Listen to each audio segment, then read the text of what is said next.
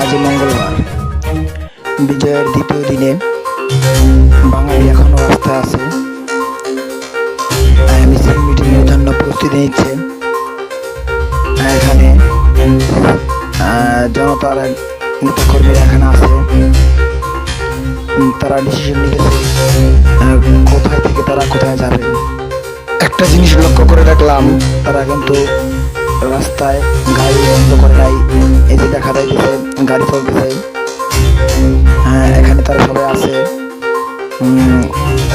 এই যে নেতা এখন ভাষণ দিবে, তারা এই ভাষণ শুনে মিছিলের উদ্দেশ্যে বেরোবে।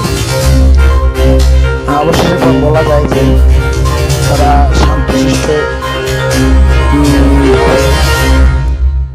তারা এই মিছিল অনুষ্ঠিত করবে।